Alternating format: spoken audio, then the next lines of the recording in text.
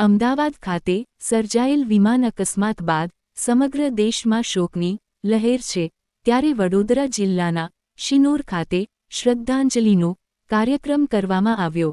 અમદાવાદથી લંડન જઈ રહેલ એર ઇન્ડિયાની 242 મુસાફરો સાથે ઉડાન ભરી રહેલ વિમાનને એકાએક ગોજારો અકસ્માત થતાં તેમાં સવાર તમામ મુસાફરો સાથે મેડિકલ હોસ્ટેલના વિદ્યાર્થી તેમજ ત્યાં હાજર લોકોનું દુઃખદ મૃત્યુ થયેલ, જેના કારણે સમગ્ર દેશની જનતા શોકની લાગણી સાથે દુઃખ વ્યક્ત કરી રહ્યા છે.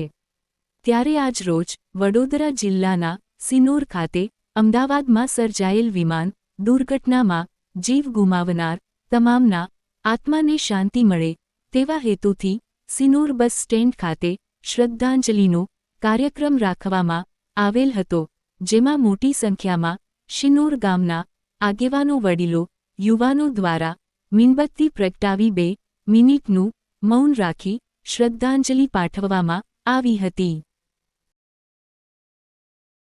12 તારીખના રોજ અમદાવાદમાં જે વિમાન દુર્ઘટના બની તે બદલ આજે સિનોર ગામના યુવાનો દ્વારા શ્રદ્ધાંજલિ આપવાનો કાર્યક્રમ રાખવામાં આવ્યો ને સિનોર ગામના લોકો સહભાગી થયા. સિનોર બસ સ્ટેન્ડ ઉપર કાર્યક્રમનું આયોજન કરવામાં આવ્યું, જેમાં ગામના સૌ લોકો ભેગા મળીને કાર્યક્રમ કર્યો.